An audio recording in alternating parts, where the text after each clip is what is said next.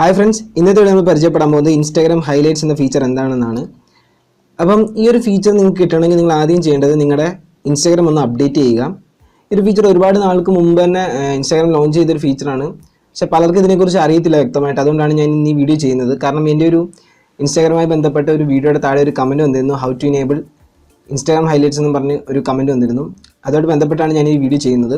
അതുകൊണ്ട് നിങ്ങൾ ആദ്യം ചെയ്യേണ്ടത് ഇത് എന്താണെന്നുള്ളത് നിങ്ങൾക്ക് ഈ വീഡിയോ മൊത്തം കണ്ടു കഴിഞ്ഞാൽ മനസ്സിലാവും. അതിട്ട് നിങ്ങൾ ചെയ്യേണ്ടത് ഒരു സ്റ്റോറി ഇടുക. ഞാൻ വെറുതെ നോർമലായിട്ടൊരു ഫോട്ടോ എടുക്കുകയാണ്. ഫോട്ടോ എടുത്ത ശേഷം സെൻഡ് ടു അടിക്കുന്നു, സ്റ്റോറി അടിക്കുന്നു, ഡൺ അടിച്ചു. അപ്പോൾ എൻ്റെ സ്റ്റോറി ലോഡാവുന്നുണ്ട്. ഓക്കെ, നമ്മുടെ സ്റ്റോറി ആഡ് ആയിട്ടുണ്ട്. നമുക്ക് ആ സ്റ്റോറി ഒന്ന് ഓപ്പൺ ചെയ്യാം.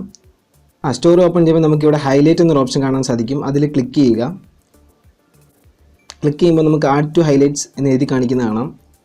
അതിനുശേഷം നിങ്ങൾക്കിവിടെ ഒരു നമ്പറോ എന്താണെന്ന് വെച്ചാൽ നമുക്ക് ആഡ് ചെയ്യാം. ഈ സ്റ്റോറിയായിട്ട് ബന്ധപ്പെട്ട് ഒരു ടൈറ്റിൽ കൊടുക്കാം. ഞാനിവിടെ ഫസ്റ്റ് എന്ന് കൊടുക്കുകയാണ്. ആഡ് കൊടുക്കുക, ഡൺ അടിക്കുക. ഇപ്പം ഇതെന്താണ് സംഭവം നിങ്ങൾക്ക് ഇത് മനസ്സിലായി കാണത്തില്ല. അപ്പം ഇതെന്താണെന്ന് വെച്ചാൽ നമ്മളൊരു സ്റ്റോറി ഇടുന്നു. ആ സ്റ്റോറി നമുക്ക് ഒരിക്കലും മറക്കാനാവാത്ത സ്റ്റോറി ആണെങ്കിൽ നിങ്ങൾക്കതൊരു ടൈറ്റിൽ വെച്ചിട്ട് നമുക്ക് അടയാളപ്പെടുത്താം. അത് നിങ്ങൾക്ക് നിങ്ങളുടെ പ്രൊഫൈലിൽ കാണാൻ സാധിക്കും. ജസ്റ്റ് പ്രൊഫൈലിൽ ഒന്ന് പോകുക. പ്രൊഫൈൽ പോകുമ്പോൾ നിങ്ങൾക്ക് ഇവിടെ കാണാൻ സാധിക്കും ഫസ്റ്റ് എന്ന് പറഞ്ഞ് ഞാൻ ഇട്ട ആ സ്റ്റോറി നിങ്ങൾക്ക് ഇവിടെ കാണാൻ സാധിക്കും.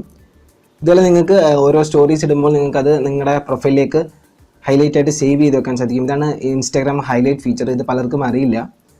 അപ്പം ഈ ഒരു വീഡിയോ നിങ്ങൾക്ക് എല്ലാവർക്കും ഇഷ്ടമായിരിക്കുന്ന വീഡിയോസ് ആണെങ്കിൽ ചാനൽ സബ്സ്ക്രൈബ് ചെയ്യുക. ഈ വീഡിയോ തീർച്ചയായും നിങ്ങളുടെ ഫ്രണ്ട്സിലേക്ക് ഷെയർ ചെയ്യുക. കാരണം ഇത് പലർക്കും അറിയില്ല. അപ്പം അടുത്ത വീഡിയോ കാണുന്നവരെ ബൈ ബൈ.